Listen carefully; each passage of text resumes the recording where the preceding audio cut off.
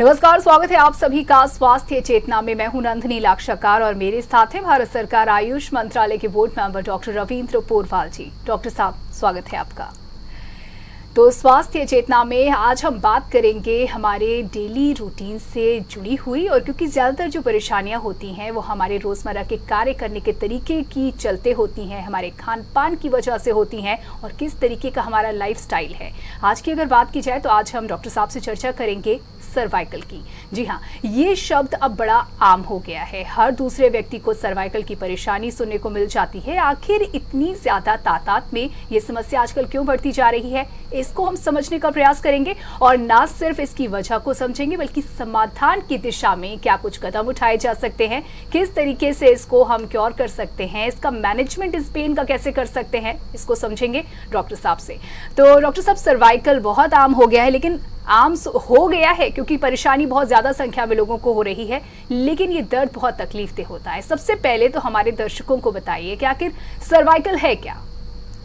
नंदिनी जी, हमारी रीढ़ की हड्डी के गर्दन के क्षेत्र की जो वर्टिब्राज होती हैं, उन वर्टिब्राज में जब कोई मैकेनिकल डिसऑर्डर हो जाता है जिसके कारण मसल्स पर, मस्कुलर लिगामेंट पर और नर्व पर बुरा असर होता है, ये अत्यंत पीड़ादायक, दुखदाई बीमारी है।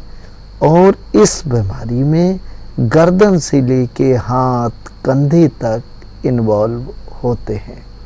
इस बीमारी को अगर लापरवाही की जाए तो बड़ा घातक हो सकता है, यहाँ तक कि ये शरीर के विभिन्न अंगों की कार्य प्रणाली को भी ध्वस्त कर सकता है, प्रभावित कर सकता है। बिल्कुल। तो बहुत ही गंभीर ये समस्या है। जिस तरीके से आपने इस बात का जिक्र किया कि ना सिर्फ पेनफुल होता है, पेनफुल तकलीफ, ये तो वाकई में कोई नहीं चाहता है कि दर्द सहना पड़े, और इसका दर्द बहुत भयंकर होता है, लेकिन जो अन्य आपने बताया कि अन्य परेशानियों को भी जन्म दे सकता है, हमारे अन्य जो फंक्शंस है बॉडी के, उसको भी दुष्प्रभावित कर सकता है। लेकिन जानना हम ये चाहते हैं कि आज कल इसके मामले आखिर इतने क्यों बढ़ते जा रहे हैं। पहले कुछ समय तक, अगर 10-12 साल पहले की बात की जाए, तो बुजुर्गों में इससे संबंधित परेशानी ज्यादा सुनने को मिलती थी, तो हम इसे जॉइंट्स का समस्या या बढ़ती उम्र की समस्या समझते थे, और तभी ये गंभीर ही परेशानी होती थी। लेकिन आज आखिर इतनी ज्यादा संख्या में इसके केसेस क्यों बढ़ रहे हैं, इजाफा क्यों? नंदिनी जी, ये लाइफ स्टाइल से जुड़ी हुई एक समस्या है, एक मैकेनिकल डिसऑर्डर है जी। जिसके प्रमुख कारण हैं, सबसे पहला श्रमहीन जीवन। हम मेहनत ही नहीं करना चाहते, लग्जूरियस लाइफ स्टाइल। पहले के लोग दरी बिछाकर तख्त पर लेटते थे, बान की बुनी हुई खटिया पर लेटते थे, जिससे रीढ़ की हड्डी और उससे जुड़े हुए लिगामेंट की एक्सरसाइज हो जाती थी, उनकी इलास्टिसिटी मेंटेन रहती थी जी। आज मोटे मोटे सिंथेटिक गद्दे हैं, एसी बहुत बड़ा दुश्मन है रीढ़ की हड्डी की अच्छी स्वास्थ्य के लिए, जोड़ों के स्वास्थ्य के लिए। और आहार जी, हमारा आहार, हम जंक फूड, फास्ट फूड खूब बगैर भूख के भी खाते जी। हाँ, स्वाद बस होना चाहिए, स्वास्थ्य का कोई चिंतन, कोई विचार पढ़े लिखे लोगों के मन में भी नहीं आता। और नशा, शराब पीना, भांग खाना, बीड़ी, सिगरेट, पान मसाला, ये शौक हो गया।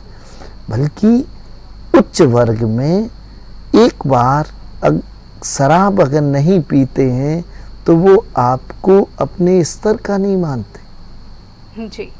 ऐसी सोच हमें केवल सर्वाइकल स्पॉन्डिलाइटिस ही नहीं, विभिन्न प्रकार की बीमारियों को जन्म देती है। शारीरिक और मानसिक स्तर पर हमें अनेकों समस्याएं और रोग पैदा कर देती है। तो इन प्रमुख जो कारण हमने आपके सामने रखे, हमें इन कारणों का चिंतन करना चाहिए। अगर बीमारी से बचना है और बीमारी अगर हो गई है तो उससे छुटकारा पाना है जी। तो ऐसी गलती अगर आप कर रहे हैं, ये भूलें कर रहे हैं, तो आपको सुधार करना चाहिए ताकि आप दर्द रहित स्वस्थ जीवन जी सकें। बिल्कुल। देखिए, आपने इस बात का जिक्र किया कि जो आजकल श्रमहीन जीवन शैली है, यानी कि हम फिजिकल लेबर नहीं करते हैं, ये बात तो समझ में आती है, लेकिन साथ में आपने खान पान का भी जिक्र किया है। ये कहीं ना कहीं हमारे दर्शकों को शायद इससे रिलेट करने में कुछ दिक्कत हो। इसके बारे में हमें कुछ बताएं कि हमारा गलत खान पान किस तरीके से सर्वाइकल का कारण बन जाता है। बहुत सुंदर प्रश्न पूछा है नंदिनी जी। जब भी रीढ़ की हड्डी से जुड़ी हुई कोई समस्या होती है या जोड़ों से, हड्डियों से जुड़ी हुई समस्या होती है, तो उसमें 3 प्रमुख बातें होती हैं। कि पहली बात, वहाँ की मस्कुलर लिगामेंट की इलास्टिसिटी कम हो जाती जी, लोच कम हो जाती है, अकड़न बढ़ जाती है। दूसरा, जब मैकेनिकल डिसऑर्डर होता है नंदिनी जी, तो जो उस स्पेसिफिक जॉइंट के नज़दीक से या जॉइंट से नर्व पास हो रही होती हैं, वो कंप्रेस होती है और मसल्स की स्टिफनेस बढ़ने, नर्व की कंप्रेशन से वहाँ स्वेलिंग आ जाती है, दर्द असहनीय की तरफ बढ़ता है। तो ये स्थितियों का मूल कारण क्या है? अगर आपने जो प्रश्न हमसे पूछा है कि श्रमहीन जीवन, अगर हम मेहनत करते रहें, हमें दिन भर में कम से कम एक बार खूब पसीना निकलता रहे, तो हमारी मांसपेशियों की अकड़न, हमारी मांसपेशियों की स्टिफनेस बढ़ने ही नहीं पाएगी। उम्र बढ़ेगी लेकिन मांसपेशियों की स्टिफनेस नहीं बढ़ेगी जी। दूसरा, उनकी इलास्टिसिटी बढ़ेगी, उनकी लोड बियरिंग कैपेसिटी बढ़ेगी, तो हमें हड्डियों की कोई समस्या नहीं होगी। इससे उल्टा ज़्यादातर लोग काम करना ही नहीं चाहते, अपने घर के, अपने व्यक्तिगत छोटे छोटे कामों के लिए नौकरों का सहारा लेते हैं। यहाँ तक कि नंदिनी जी, अब ये स्थिति आ गई है कि घर के दूसरे कमरे में अगर कोई मेंबर बैठा है तो फोन से बुलाते हैं, फोन से उसको मैसेज देते हैं, फोन नहीं जाना चाहते हैं। बिल्कुल 4 कदम चलना भी शायद असहज समझते हैं लोग। और जब इस प्रकार की लाइफ स्टाइल होती है तो फिर जोड़ों की बीमारियां, हृदय की बीमारियां, फेफड़ों की बीमारियां, गुर्दों की बीमारियां सामने आती हैं जी। बिल्कुल, देखिए लाइफस्टाइल वाकई में बहुत ज़्यादा जिम्मेदार है इस तरीके की परेशानियों का। वहीं बात अगर की जाए डॉक्टर साहब, आजकल का जो लाइफस्टाइल है, आपने बताया कि लोग काम नहीं करना चाहते हैं, इवन अगर बगल के कमरे में भी कोई है, उसे बुलाना है तो फ़ोन कर दिया जाएगा, मैसेज कर दिया जाएगा, लेकिन उठ करके 2 कदम चल के कमरे तक पहुँचने की जहमत नहीं उठाई जाती है। एक लाइफस्टाइल है जो आजकल बहुत कॉमन हो गया है, बहुत सामान्य है और आज से नहीं, अब इसको बहुत साल हो चुके हैं। वो है डेस्कटॉप पर बैठकर काम करना, लैपटॉप पर बैठकर काम करना, और कुछ नहीं तो मोबाइल टैबलेट का इस्तेमाल करते हुए काम कर रहे हैं, क्योंकि वो उनके जीवन शैली का हिस्सा हो चुका है। उनकी जो आय है वो उसी के ज़रिए होती है। तो क्या ये भी अब बहुत ज़्यादा जिम्मेदार है? आखिर इसको आप किस तरह से देखते हैं और ये कितनी गंभीर स्थिति है? नंदिनी जी, 2 बातें मैं कहना चाहूँगा। बहुत सुंदर बात आपने कही है। पहली बात, हम युवा पीढ़ी की बात अगर करें तो लैपटॉप, कंप्यूटर या मोबाइल पर बहुत से लोग घंटों घंटों काम करते हैं। छोटे छोटे बच्चे सोशल मीडिया पर 2-2, 4-4 घंटे अपना समय खर्च कर रहे हैं, गर्दन को झुकाते हैं, टेढ़े बैठ जाते हैं, कमर आगे झुकी रहती है, इसका बुरा असर होता है। जो लैपटॉप पर काम करते हैं, जो ऑफिस जिनका काम ही कंप्यूटर या लैपटॉप का है, 8 घंटे काम करते, अक्सर देखा जाता है नंदिनी जी कि वो वहीं चाय पीते रहते, जी, जंक फूड खाते रहते। अब आप अपनी मांसपेशियों पर खिंचाव पैदा कर रहे हैं, मांसपेशियों को तकलीफ दे रहे हैं और उनको खाना नहीं दे रहे। आप जीभ के स्वाद को ध्यान में रखते हुए कॉफ़ी ले रहे हैं, कोल्ड ड्रिंक पी रहे हैं, कोल्ड कॉफ़ी पी रहे हैं, सॉफ्ट ड्रिंक ले रहे हैं, समोसे खा रहे हैं, फास्ट फूड ले रहे हैं, खाते जा रहे हैं, काम करते जा रहे हैं, बस पेट भरा होना चाहिए। जब पोषक तत्वों की कमी होती है, जब शरीर के अंदर मिनरल्स और विटामिन्स की कमी होती है और जब उनकी पूर्ति मसल्स को नहीं होती है, नर्व्स को नहीं होती है, बोन्स को नहीं होती है, तो फिर ये बीमारियां स्वाभाविक। तो ये दोनों कारण नंदिनी जी हैं कि हम ज़्यादा देर तक बैठ के जो काम करते हैं उस दौरान जंक फूड, फास्ट फूड खाते हैं। होना चाहिए कि हम नेचुरल फ्रूट जूस पिएं, नेचुरल प्राकृतिक आहार लें और पानी खूब मात्रा में पिएं। हर 1.5 घंटे में लगभग 90 मिनट में हम अपने सीट से 30 सेकंड से लेकर 1 मिनट के लिए खड़े हो जाएं, 5-10 कदम चल लें, बहुत बेहतर है। पानी हर 1-1 घंटे के बाद पीते रहें।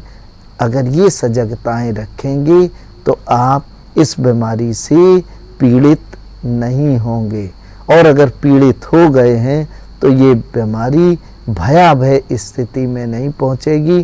धीरे धीरे 12-15 महीनों में पूरी तरह नियंत्रण में आ जाएगी, ठीक हो जाएगी। जी बिल्कुल। देखिए अब बहुत ज़रूरी है यहाँ पर, जैसे कि मैं अक्सर कहती हूँ, जागरूक होना, यानी कि जानना ज़रूरी है, चेतना ज़रूरी है और यही उद्देश्य है इस कार्यक्रम का।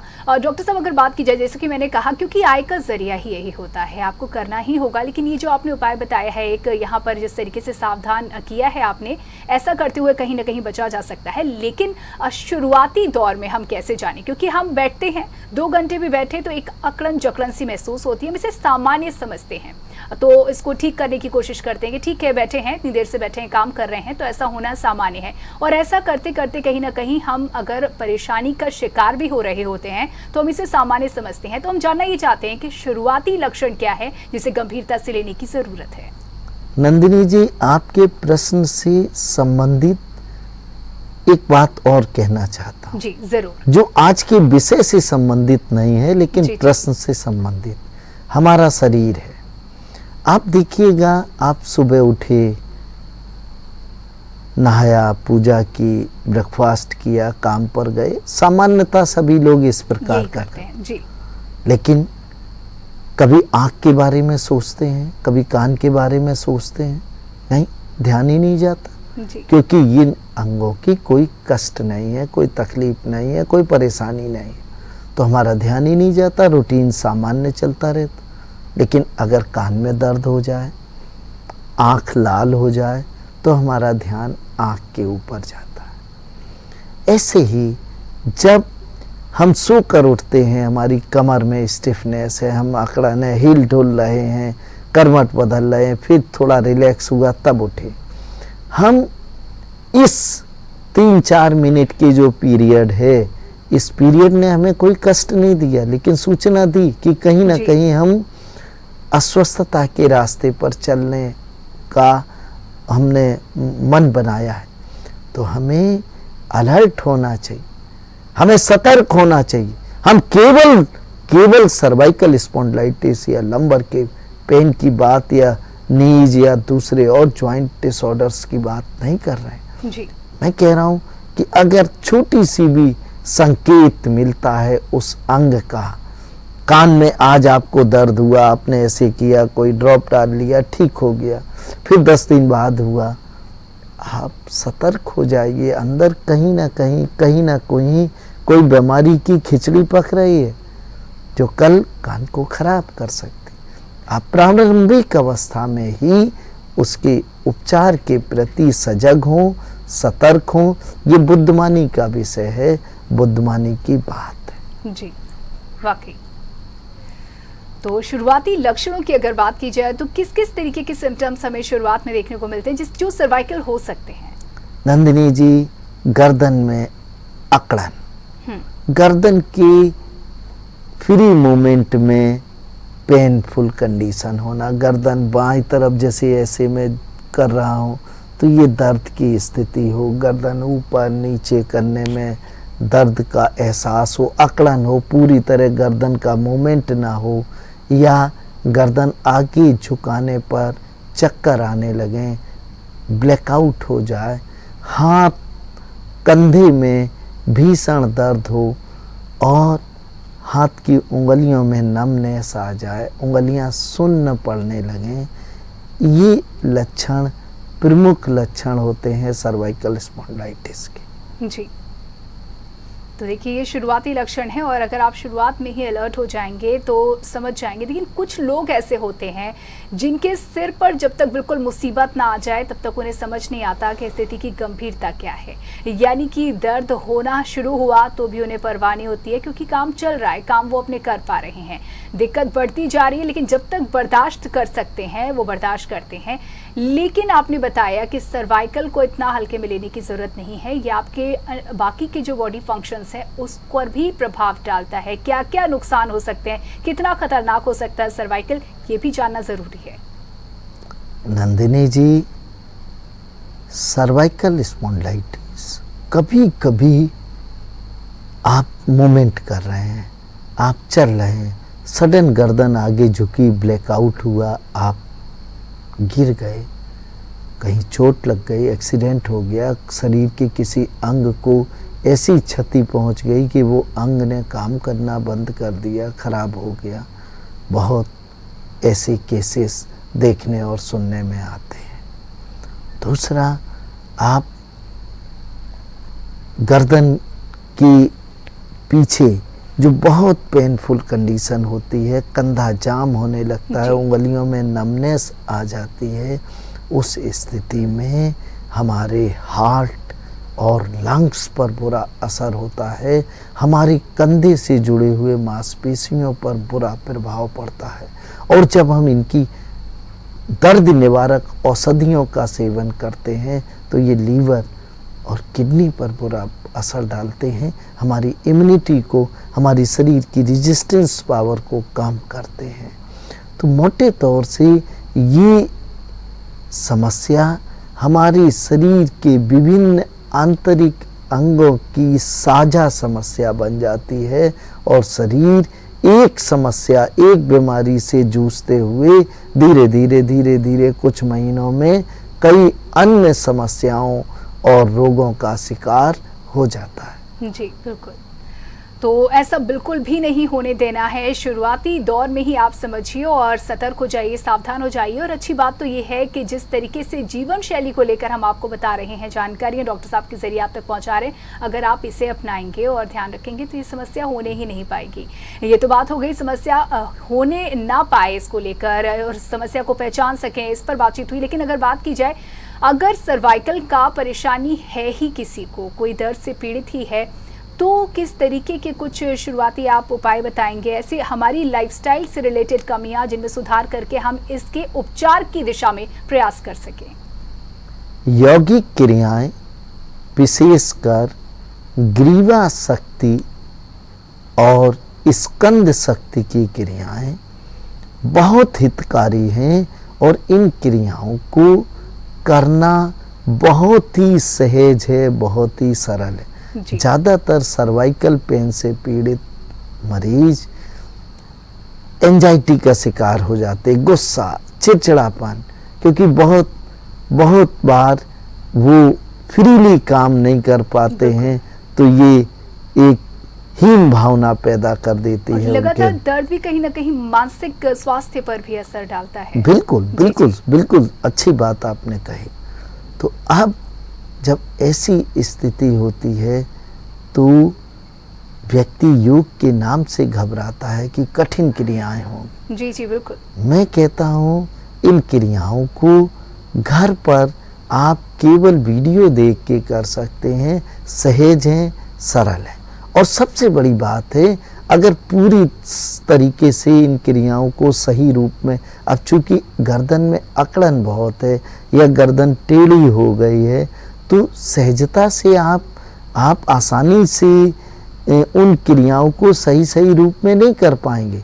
जितना कर पाएंगे उतनी फ्लेक्सिबिलिटी बढ़ती जाएगी। बैक बेंडिंग के कुछ आसन जैसे सर्वश्रेष्ठ आसनों में तिर्यक भुजंगासन, विमानासन का अभ्यास इस बीमारी से पीड़ित असाध्य कष्ट साध्य स्थिति में भी बहुत हितकारी है, बहुत लाभकारी। जी बिल्कुल। जिन लोगों ने ये सोच लिया हो कि ये बीमारी अब जीवन के साथ ही खत्म होगी, जब सांसें खत्म होंगी तभी ये बीमारी खत्म होगी, उन लोगों के लिए विमानान आसन, पक्षी आसन ऐसे आसन हैं, अश्वचालन आसन ऐसे आसन हैं जो 3 महीने में पूरी रीढ़ की हड्डी की स्टिफनेस को कम करके, लिगामेंट की स्टिफनेस को कम करके उनकी लोच बढ़ाते हैं, उनकी फ्लेक्सिबिलिटी बढ़ाते हैं और उनकी शक्ति बढ़ाते हैं, उनकी लोड बेयरिंग कैपेसिटी बढ़ाते हैं। लेकिन एक सलाह और कि आपको अपने आहार पर भी ध्यान देना होगा। ज्यादातर लोग नंदिनी जी क्या करते हैं, बीमारी के ठीक होने का रास्ता दवाइयों में ढूंढते हैं। जी लग्जूरियस लाइफ, बिल्कुल लग्जूरियस लाइफ को छोड़े बगैर बीमारी का रास्ता ढूंढना चाहते हैं। अब एसी के बगैर नहीं रहेंगे, कार में भी एसी चलेगा। ऐसी लग्जूरियस लाइफ जहां हम नेचर से दूर होते जा रहे हैं, कहां हमें निदान मिलेगा। लेकिन मैं कहता हूं लग्जूरियस लाइफ जिए, स्वास्थ्य को आप तिलांजलि देकर लग्जूरियस लाइफ के रास्ते पे ना चलें, तो आप कुछ मेहनत ना करें। दिन भर एसी में रहने से मांसपेशियां अकड़ती हैं, एक स्वस्थ व्यक्ति की भी मांसपेशियां अकड़ती हैं। तो ऐसी स्थिति में ये बीमारी और तेजी से बढ़ती है। प्रारंभिक अवस्था के बाद सेकेंड स्टेज आने में केवल कुछ सप्ताह लगते हैं और लोग सोचते हैं कि उसको तो बहुत दिन से गर्दन में अकड़न थी और वो हमारा मित्र, कुछ नहीं हुआ, हमको तो इस बीमारी ने 3 ही महीने में जकड़ लिया, हम कोई काम करने लायक नहीं रहे, अब 2 व्हीलर नहीं चला सकते, कार नहीं चला सकते। बिल्कुल, काम रुक यहाँ पर हमें चिंतन करना चाहिए कि हम क्या गलतियां और क्या भूल कर रहे हैं और क्या सुधार करें। बिल्कुल, देखिए क्या गलतियां, क्या भूल कर रहे हैं और क्या सुधार करें, इन सभी सवालों के जवाब हम आपको देंगे। यानी कि चर्चा यूं ही जारी रहेगी, लेकिन फिलहाल यह वक्त एक छोटे से ब्रेक का है। जल्द लौटेंगे, कहीं मत जाइएगा।